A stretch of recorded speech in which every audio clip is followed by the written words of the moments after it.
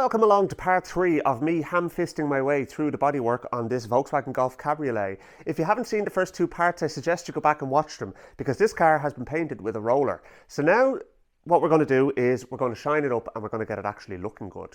At least that's the hope anyway.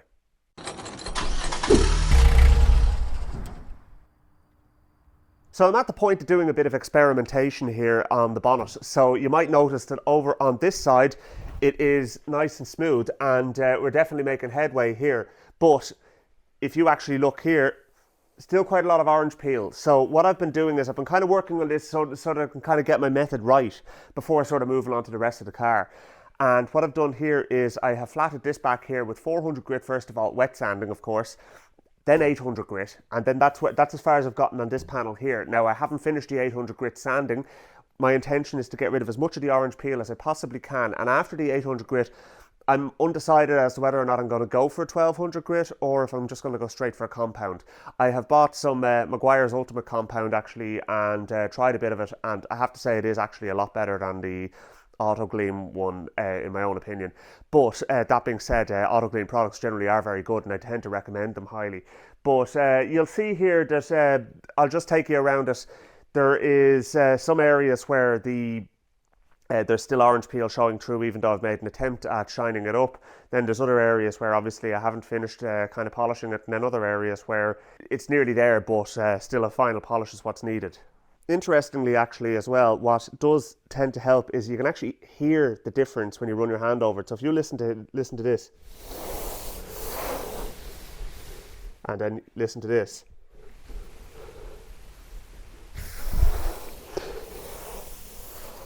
Now you can see there, it's getting quite smooth there now. But there, still needs a bit more attention. There's coming good. There is rough. And the best tools you have here are your hands. So that's really what you're looking for, is just to kind of go over a bit at a time, flat it back, see how smooth it is. You're going to need to wipe off the excess water and that as well as you go.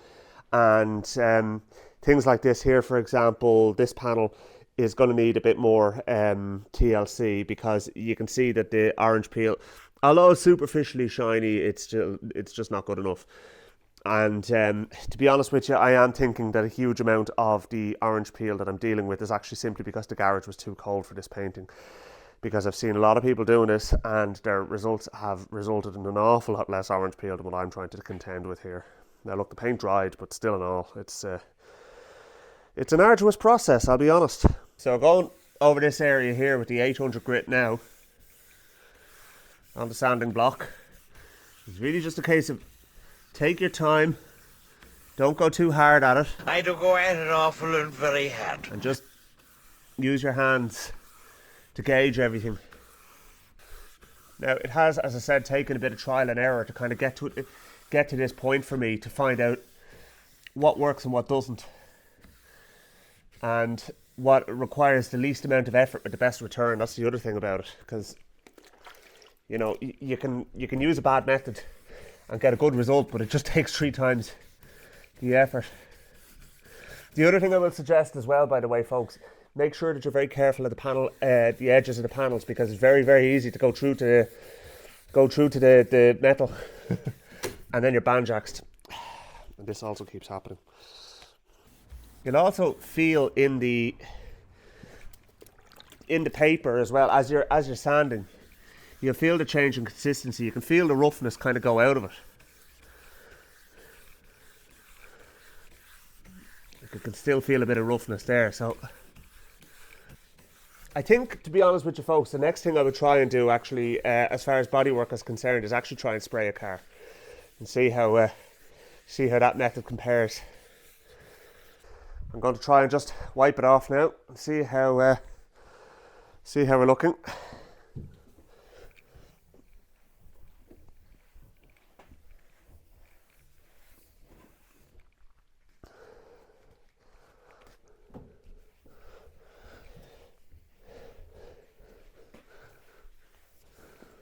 Certainly better. You can try and compound that now and see how you go. It depends on sort of what level of finish you're looking for really at this stage. mean, there's nothing to stop you if you compound it to actually go back and actually do it again. So, like to sand it again, if after compounding it's not good enough. Now, you can still feel roughness there, and there is still some in the middle of the panel up here. We're getting there though. I'm going to keep going on the sanding a little bit longer. Okay, so I have the bonnet all polished back now with 800 grit, and it's certainly an awful lot smoother.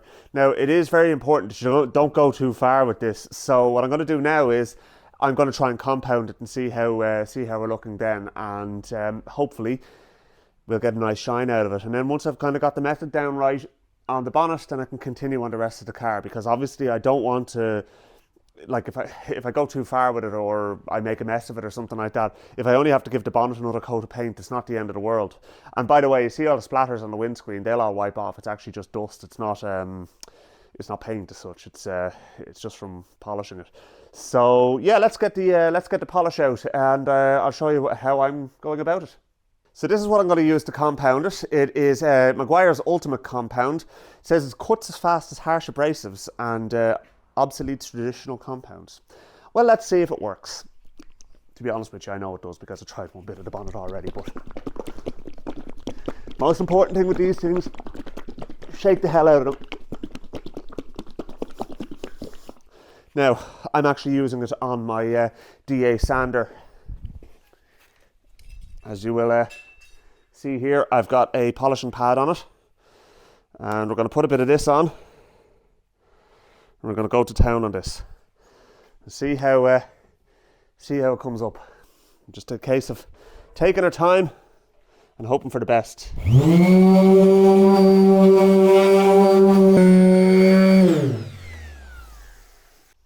Okay, so let's have a look and see how this has shaped up.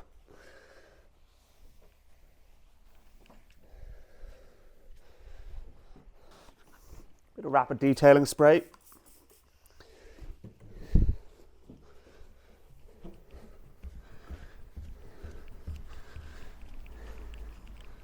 I'm kind of in a bit of a quandary here, folks. To be honest with you, that finish is not good enough, and I can't sand it anymore because it's already, to be honest with you, it's starting to show through. So I'm gonna have to give this bonnet another coat of paint, which is somewhat annoying, but it's the reason why I didn't do the whole car. Now, my thinking is it's just too cold in the garage, and that's the reason why I'm not getting a good finish. So I don't have any heaters that I can leave on for a long period of time overnight or anything like that to let it dry. So I think the only thing for it really is to just wait until later in the year and actually wait until it starts to get warm. And when it's maybe 15 degrees in the garage or something like that, then I can maybe paint it. But being able to see my breath while you're painting a car is not so ideal. And I think that's really where we're at with this, because yeah, I'm disappointed, to be honest with you. Like, there's a lot of hard work and effort has gone into this, but it's just, I'm battling orange peel. I mean, it is literally, I'm sanding the life out of the paint to try and get rid of the orange peel, and it's just, I'm on a losing battle here. So I think we're going to have to pick this up at a later stage and come back to it, because I'll show you here now why. Okay, there's some sort of a shine there, but it's very pitted looking, and it's, there's some areas where it's just about starting to show through, like there. Now, it's smooth, don't get me wrong, and like there, for example, is pretty decent. If I could get the whole car looking like that, I would have been happier, but yeah, it's not happening for me. So where do we go from here? Do you know what, folks? I'm going to put it out to you guys and you can tell me what your thoughts are on it. Okay, folks, so it is a few days later for me now, and to be honest with you, I know the updates have been a little bit sparse, but I'm trying my best to claw victory from the jaws of defeat on this one, to tell you the truth. And the reason being is the orange peel that I'm dealing with is just absolutely chronic. And not only is that the case, but also as I'm sanding it back, I'm just finding that the paint is seriously pitted as well. So I mean, I'd nearly be sanding it back to the silver again to try and find any way decent sort of level of flatness. And I'm just not happy with the finish on it. So what I'm putting it down to is how cold it is in the garage. Now, I've been doing a little bit of research, and to be honest with you, I'm a very stubborn man. Ask my wife, she'll tell you. And to be honest with you, I should have waited until it was warmer, and yeah, I didn't. And to be honest with you, it's been hitting minus figures, and I don't have a permanent garage heater installed here. I've a diesel heater over in the corner there, which sounds like a jet engine that I can only use when I'm not filming, and not exactly practical. So what I'm thinking of doing now at this point in time is, I'm not completely defeated by this, okay? Don't get me wrong, I'm not giving up on it, because I have too much time and effort sunk into it, apart from the resources. But what I am going to do is, I'm going to flat it all back as best I can and get a reasonably smooth surface and get it as good as I can as it stands, okay? And then as the weather gets better, then I'm going to give it another coat, and then we'll flat that back, and maybe even another 2 coats. I've still got half a tin of paint left there, and then I'm hoping that that things will start to look better. But for the moment anyway, it's shelved. I'm not giving up, it's just shelved, okay? And at the moment it's just gone January, and I am still, I'd say probably it'll be April before I get back into it. Plenty of other things to be done in the meantime anyway though, so you know, I do actually still have a few tricks up my sleeve. I might even decide to put some of the parts back onto this car and get it in for its NCT, see how it fares out. But don't give up on me doing this, because I haven't given up on it, and I will pick it back up. So yeah, definitely if you are doing this, don't do it in the depths of winter unless you have a nice warm heated garage to do it in. I tried to actually, just on the side, I tried to actually lacquer part of the bonnet here just to see if the clear coat lacquer would actually maybe bring up the paint a little bit and start to make it look better. The lacquer didn't adhere to it at all. It's just peeling off it. So it's that was a complete disaster. Now I have to try and get the lacquer off it as well. So yeah, I mean, that's what we're up against here.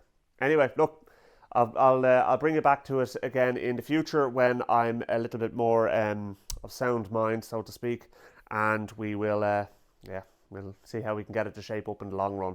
But thanks very much for joining me along the way. I'll keep you updated, and I'll chat to you soon. Please don't forget to hit the subscribe button before you go, and I'll make sure to give you any updates that happen.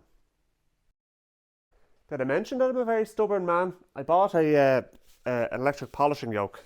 It's 50 quid. In fairness, it's a El Cheapo one, but it helps when you plug in the extension lead. Let's just give this a quick go and just part of the bonnet and see if it does anything for us. Worth a shot, I suppose, at this point, isn't it? Alright, let's see what this does for us. As I said, worth a go. Probably the wrong head to be using and all that. It's the one that came with it. So, we'll probably go out and buy a few more. But for the moment, let's see.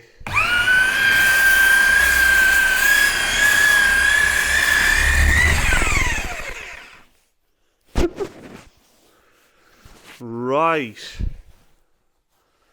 Well, that's not right anyway, is it?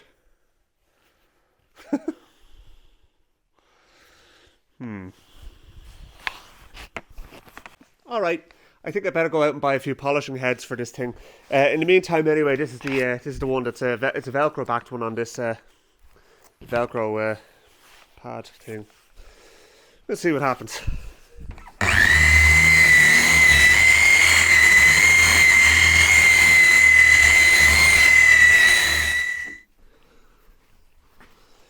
It still looks shit, but it looks decidedly less shit than it did 5 minutes ago. And that's just after one little go. I need to hone my technique, but that's the kind of part of what I want to do here as well, is hone my technique. But I can already feel it's a lot smoother. So where's my just give that another little wipe. You see, if I can get it to a point where it's passable until a point where I can actually get another coat on, then that's half the battle here. There's a lot of orange peel crap going on here, and this is the bit I actually going to try it here now and see. Well, it's not orange peel, it's what do you call it, dimples. So let's just have a look and see.